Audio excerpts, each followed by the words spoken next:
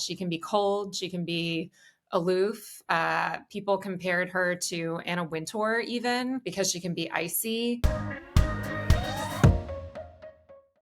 Amy, it's great to see you, and congratulations on writing the book that everyone is talking about. So excited. I'm going to start, though, by talking about your previous book, which is the definitive Anna Wintour biography. And, you know, I know the genesis of that book, so I'm kind of wondering, you finish that book and then you kind of immediately go into the Gwyneth book. Like, why? How did that start? Yeah, that's exactly right. Right before the Anna Wintour book came out, Anna the Biography, I got the Gwyneth Paltrow assignment. And I've always been intrigued by cultural icons and influencers. And Gwyneth and Anna are both that. Gwyneth is someone who, you know, love her or hate her for the last 30 years. She has had cultural impact. And I learned in interviewing more than 220 sources, conducting rigorous research over the course of 3 years, that the many, many, many glossy profiles that have been written about her really barely scratch the surface of who she really is.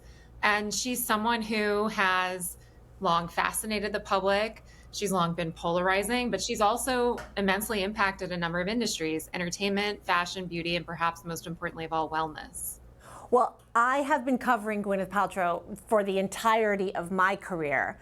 What is it about Gwyneth Paltrow? Like, if you could just sum up in a few words, what is that it? I would say she's charismatic, she's polarizing, and she's multifaceted. She's a complex person. She has a way of showing the public different sides of herself. She also grew up in this really rarefied milieu. You know, her mother is Blythe Danner, who's a renowned actress. Her father was Bruce Paltrow, a very successful producer. She had a really glamorous childhood going between Los Angeles and New York, attending private schools. She grew up around famous actors. Her godfather is Steven Spielberg. And I think that when you see her say something that inflames the public, it often stems from her kind of trying to get on the level of the average person and just not being able to do it because she's never had an average life. You mentioned that you rigorously reported this book, just like you did the Anna Wintour biography.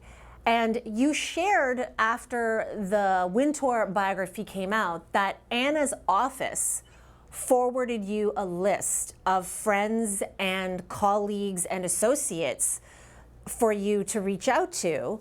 Is it safe to assume that it worked the same way with this Gwyneth book? Well, you're exactly right. That's exactly what Anna's representation did. They made access to her friends and close colleagues easy.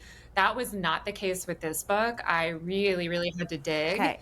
But I interviewed, as I said, more than 220 people, many of whom I don't think had ever been interviewed about Gwyneth before.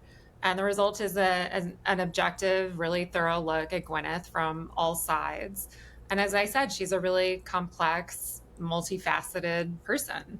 Do you think that she doesn't mind that all this conversation is going on about her? I don't know. I think only she could answer that question. What I can say is, as I discuss in the book, she has been a really savvy personality in the media. She's had great publicists helping her shape her image for 3 decades, really. And she has really, really controlled much of what we see. And this book is a look at her that is much, much less controlled by her, I would say. And I would also say that, you know, what fascinated me about her is that the Gwyneth we see on talk shows, it's not the same Gwyneth that a lot of my sources saw. She can be cold, she can be aloof. People compared her to Anna Wintour even, because she can be icy. She can be talking to somebody at a party or in the office, and if she doesn't like that person, as soon as they turn around, sort of make a barf face to whoever's in the room with her. But she can also be incredibly charismatic when she has to have important meetings. Let's say she's trying to raise money for Goop and she's meeting with venture capitalists. She can remember things to say in those meetings and recite them perfectly, like she's reciting lines from a script. So I thought it was really Yeah. interesting how her acting experience and her experience just like as a public figure helped her a lot in her current role as the CEO of Goop.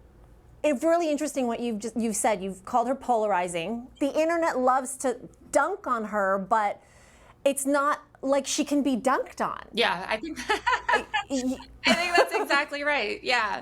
There's something in the book that one of my favorite stories from her childhood. So when she was growing up, she would go between Los Angeles, where her parents had a home, and New York City, where her mother wanted her to go for middle and high school. She went to Spence, which is like an elite, prestigious Upper East Side school. But they would go back and forth because her father was working on TV shows in LA, like St. Elsewhere. Her mother was traveling all the time to film movies, etc. And Bruce, her dad, Bruce Paltrow, he loved the high life. He drove an imported Mercedes. He carried Bottega briefcases. He wore cashmere socks, Xenia suits. And Blythe was much more modest. So when Blythe would fly with Gwyneth and her brother Jake, they would fly coach. And when Bruce would fly with them, they would fly first class. So once Gwyneth got on the plane with Blythe and they go to their coach seats, and she says, "You mean we're not flying first class, we're flying no class?" And these are the stories I think people love to hear, but I don't know that it would surprise anyone because she has been known to be a snob, an elitist. But it sounds like, as you just noted, that started when she was quite young. And she was like that with Brad Pitt, because in your book, you talk about how she felt they were incompatible, perhaps because he was not as sophisticated as she was, like country bumpkin compared to New York princess. Is that really? Yeah. So he grew up in Missouri in a Southern Baptist upbringing, very religious. And she grew up, as I said, between New York and Los Angeles, this very glamorous bi-coastal childhood. She was surrounded by movie stars, fine dining, trips to Paris, all of that. So they did have very different upbringings. I mean, to be fair, even though she felt like she was more sophisticated and brighter intellectually than him, her friends also noted that like they didn't seem to have all that much in common. Like, yes, they were both these like glamorous, famous movie stars and they could share that. But aside from that, they seemed kind of surprised that they did get engaged because they just didn't seem to have all that much in common.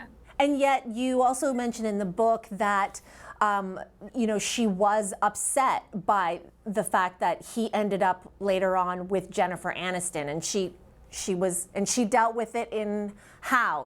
Yeah, well, she was melancholy about it, I would say. There was like a little sadness there. I mean, I think a lot of people could probably relate to that if you have an ex and they get married. That relationship was so much in the press, as we know. So it's not like having an average ex, obviously.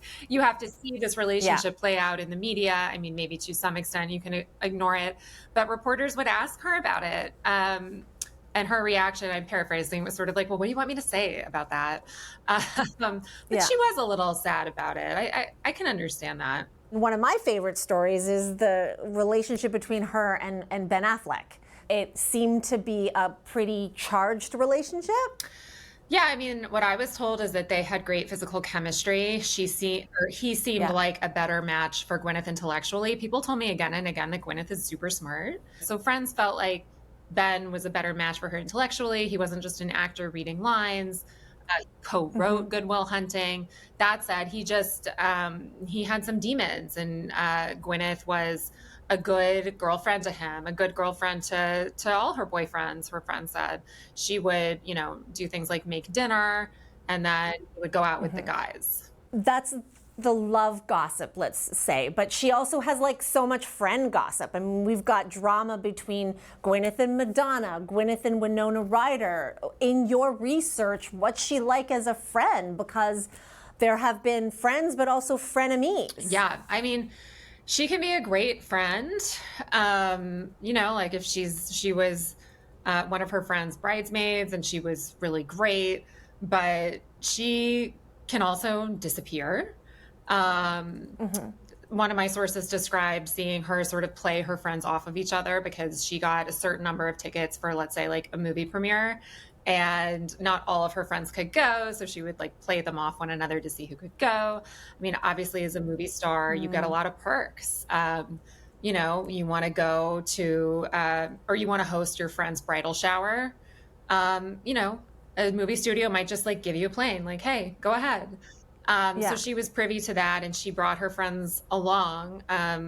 But yeah, I mean, I think the dynamic has to change somewhat. There's a big power Yeah. differential between someone in a friend group who becomes like the biggest movie star in the world and then everyone else.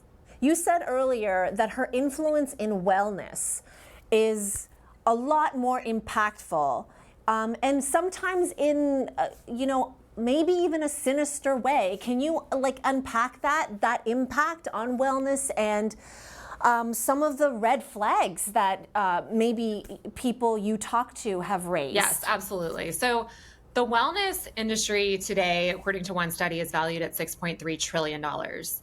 As a point of comparison, the global pharmaceutical industry is valued at $1.6 trillion. That just shows you how big wellness is as an industry. And I would argue that Goop really contributed meaningfully to that. And I think that's in two ways. One, Goop gave wellness a rhetoric.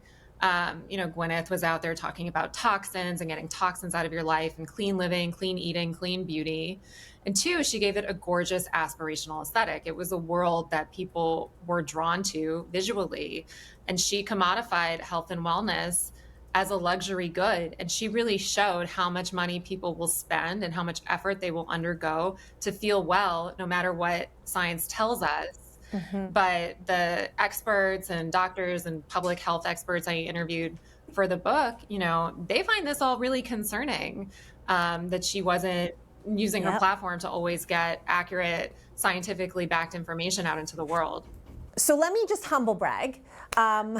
You mentioned on Instagram that you used some of my reporting from 2008 for your book, for your research. What specifically was that and related to Goop? So you were writing, Lainey, about Goop, and it launched sort of in two phases, I guess. First, she put up a website. Do you remember this? Yes, and it said, nourish the inner aspect. And everyone made so much fun of her for that phrase, which is sort of grammatically not sound. And it had different categories like see, go, make, do, be, something like that. Yeah. And she was collecting email addresses to then send her newsletter. So she puts up this website and everyone was like, oh my God, like, what is Gwyneth Paltrow doing? Like, people were like losing their minds over it. Meanwhile, it's the recession is unfolding and it was just like a weird time to be doing this, seemingly. And then she starts sending the emails out, and the first one has recipes for like turkey ragu and banana nut muffins. And then we sort of started to see, more of her recommendations for like Chanel dresses and super expensive hotels and restaurants and that sort of thing. And she was getting so much hate, but what I really loved about your coverage, like you were really fair. You were like, well, it's Gwyneth. Like, what do people expect? Like, this is what we want to know, and I actually think that's her strength, is that she's authentic. And that word gets thrown around a lot, but she never tried to be someone she wasn't. And I just thought your coverage and the tone you took on her, it was very fair. It wasn't just attacking her. And I try to strike that balance too in my writing and in my reporting, just to be very, very fair. You're right. She's never tried to be relatable. Do you remember when she was talking in an interview about how she like movies were really hard for her as a mom because she would have to like travel and be in a foreign location for months and like work 15-hour days. And that was just so hard for her to like be a mom like that. And then people pounced on her and they were like, the headlines were like Gwyneth, 9 to 5, like I have it harder than 9 to 5 moms or something like that. Yeah. People just pounced on her. So I think she was trying to say, like, I get what she was trying to say, right? Like, yeah, I'm sure it's really hard when you have like little babies and you have to travel, like I kind of get intellectually what she's saying, but she doesn't realize how it's going to come off. But I also think she learns from it, as you said, her intelligence. So she's not going to go back to, even in court, she was not relatable. She was like, right. Yeah. Right? Even in court. That was fascinating. That to me, I think what made that so fascinating is that it was like the convergence of Gwyneth Paltrow and like a normal person, and like seeing that dynamic play out, seeing the differences between them brought into such sharp relief. I think it was really fascinating. And then of course, she was dressing really well and she looked great.